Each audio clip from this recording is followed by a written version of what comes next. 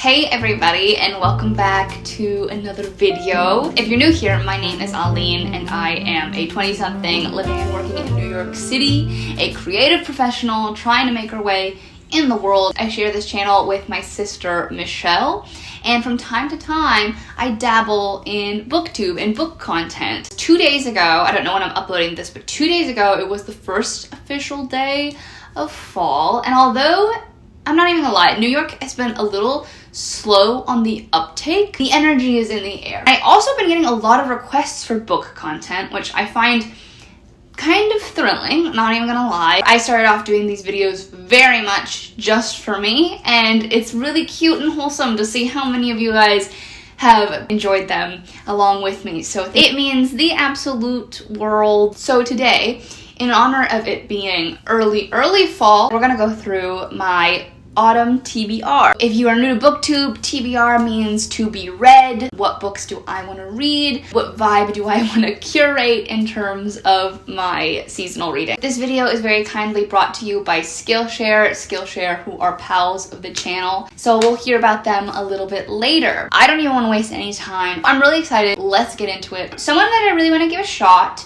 to see how I like it is Stephen King. Right? Anything by Stephen King. I'm thinking that I want to read like one of the big classics. I'm kind of torn between The Shining, Pet Sematary, and Carrie.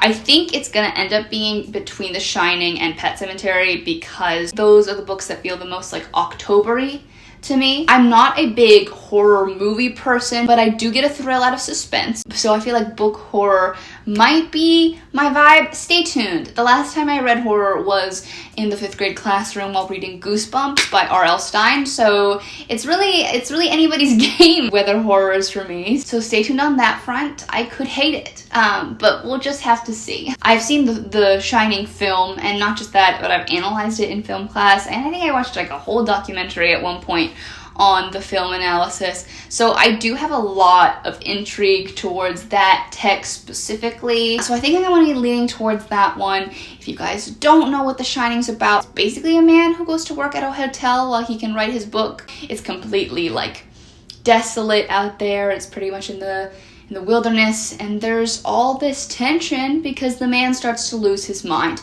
And he does go up there with his wife and small child, so I think that is the one that I'm going to be picking up soon, and I look forward to reading it in the month of October. Totally forgot that Michelle brought me an iced coffee, so I'm actually going to go get it, and I'll be right back to my next TBR author highlight moment. If you know me, you shouldn't be at all surprised.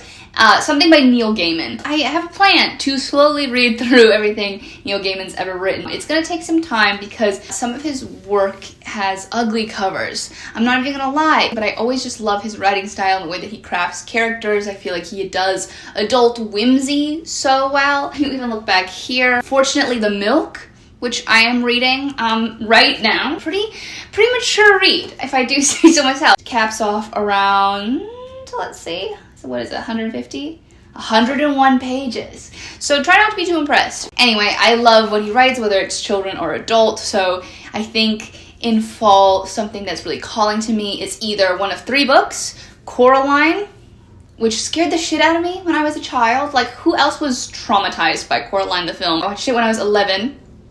Didn't watch it again until I was like 21. However, now I can appreciate the story because I'm a grown-up, and so I'm not terrified of a woman with buttons for eyes stealing my mother, although that did seem like a very real threat at the time. So I either want to read Coraline, Stardust, or The Graveyard Book. All 3 which I'm very familiar with because I think Neil Gaiman is an adaptation like king. Everything that gets adapted of his is automatically pretty good in quality. Stardust the movie is another one that I'm like, and I really just want to read the source material. I used to like read it when I was far too young to read it. I think I was like, must have been like 9 years old because it was before we immigrated to the United States. It is a pretty scandalous book. I shouldn't have been reading it, and yet I was. So I love the story. The movie has a very soft place in my heart. If you're not familiar, it is about a boy named Tristan who is trying to win the love and affection of very like hot to trot it girl Victoria in town, but she is kind of only impressed by, you know, wealth and status, and he's a very humble young man. And so he says to Victoria, "Victoria, what if I went beyond the wall, which no one is allowed to cross, and got you that shooting star right there, the one that's dancing across the sky, wherever it lands. What if I go and I bring you back this shooting star? What would you love me then? And Victoria says, yeah, I think I'd marry you if you brought me back that shooting star. And so Tristan crosses the wall and he sets off on this incredible adventure, because beyond the wall there's a whole new realm, and the star that has fallen is actually a young girl from the literal sky. She was a star and now she is a girl that looks like Claire Danes in my mind, but I'm sure could look like anybody with the right imagination. So I definitely want to read either Coraline or Stardust. They're on my list. I will get to them this season. Definitely want to read one of those two, or both. Who knows? Maybe I'm feeling crazy. Maybe Fortunately the Milk isn't going to satiate my Neil Gaiman need. The next thing on my reading list is the Inheritance games. I am a big fan of reading all over the map. I don't know if you can tell by Fortunately the Milk, I don't pay a lot of attention on intended audience. I think if a book is good, it should be able to be enjoyed by anyone. So I love a young adult book, and this one has been getting the most poppin' reviews. So it basically is about this man who dies, who has like great wealth, and he dies. It's basically the story about this old man with a lot of wealth who dies. It's basically about this guy who has a lot of money and he dies, and he plays this game with all these people, including his two sons, who are up for his inheritance, right? So who's gonna inherit all the money? And there's a love story, there's sibling rivalry. It's supposed to be very, very good. I don't know if you can tell, but I don't really know the plot that well. That's how I was with Shadow and Bone. If something gets enough buzz that it's good, I will read it. I go off of public opinion most of the time. So that's a personal flaw that I'm admitting to you right here, right now, but I am a Libra and it's Libra season, so you can't be mad at me. It just is like a good old simple spicy time. I love a book that will get me in the mind of my 15-year-old self. She was a mess, but she knew how to read. So anyway, I definitely looking forward to reading that. It seems like one that has kind of a dark academia vibe. Maybe I'm reading it wrong, but look at that cover. She's cute. She's here, and I'd crack that spine. I'd see what's inside. And we're taking a little break because this video is sponsored by Skillshare. Skillshare is an online learning platform where you can explore your creativity and expand your skill set.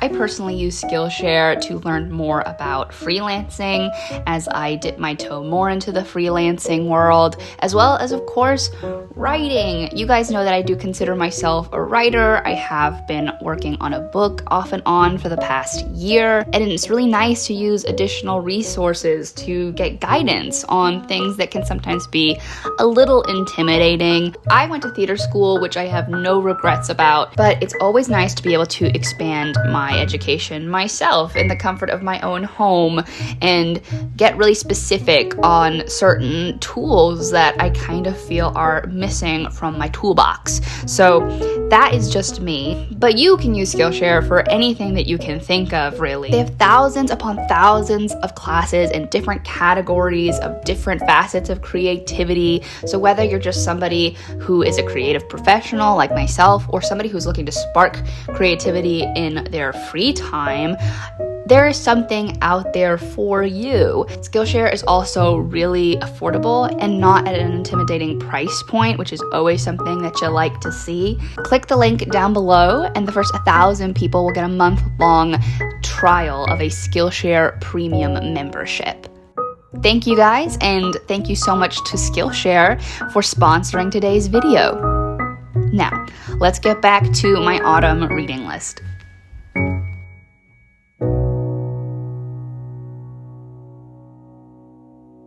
The next thing that I really want to read, this one I have a physical copy of, and this is the book that's on my bookshelf that I've been trying to read for months, that I've started and stopped multiple times, but that is The City We Became by N.K. Jemisin. I think somebody, even in my last book video, recommended that I read this, and I want to, clearly. I think it's a kind of a take or a twist on ancient mythology in New York City. In Manhattan, a young grad student gets off the train and realizes he doesn't remember who he is, where he's from, or even his own name, but he can sense the beating heart of the city, see its history, and feel its power.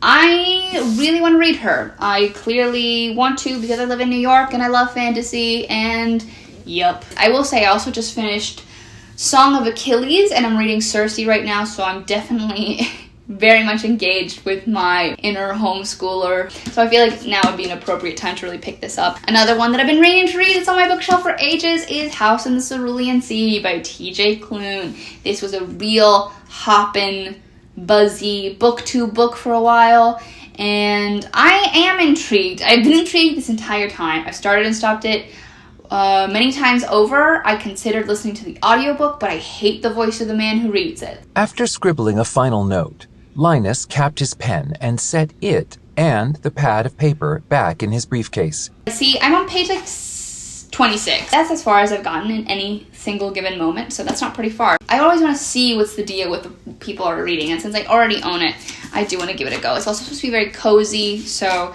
we'll see. I'm excited for that one. The next thing that I'm looking at picking up is one of the prequels to Practical Magic, whether that be the Rules of Magic or Magic Lessons. Can somebody tell me in the comments, do I need to read them in order? Because there's one that I definitely want to read more than the other, but I worry about not having enough of the context. Practical Magic, I think, was the first book that I finished this year. I've heard that the prequels are even better than the book. As I said earlier, I do try to read all over the map. I want to be a well-balanced, well-rounded reader. That's important to me. And I want to try to read a couple of nonfiction. Nonfiction is not necessarily my go-to genre. Currently, I am reading The 2000s Made Me Gay by Grace Perry, which I'm absolutely loving. Chapters include Harry Potter and the Half-Assed Gay Character, Blair Waldorf Has Notes on My Sex Life, Disney Channel Presents Sapphic Overtones, and Taylor Swift Made Me a U-Haul Dyke. It's completely got me hooked again on personal essays,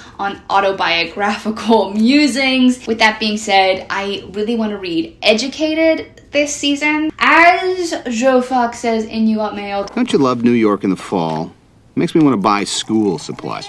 I would send you a bouquet of newly sharpened pencils if I knew your name and address. So this time of year is definitely back to school season. If you go to school, you're in the throes of it now. And although I haven't been to school in a couple of minutes, my endless need to critique traditional academia has to be quenched. Heard amazing things. I've literally been recommended this book 3 or 4 times by people physically in my life, so that always means to me that it's something that I need to look into. So I really am excited to read this after I finish this bad boy. So stay tuned for my thoughts on that one. That's something that I'm really excited about. And I think will also challenge a lot of my pre-existing thinking on formal education, which I love to do. 2 more books left that I want to talk about. Next, to bring up authors back into the game, I want to read something by Leigh Bardugo. I really liked the Shadow and Bone series. I read Six of Crows. That was one of the moments where I was like, her writing has gotten so good, and I can see why this book means so much to so many people. It is just not my thing. And I felt so bad when I got to the end of the book and I was like, that was fine. But to me, it was just fine. Heist stories are not really my game, but I understand how they're other people's games, so please don't come for me.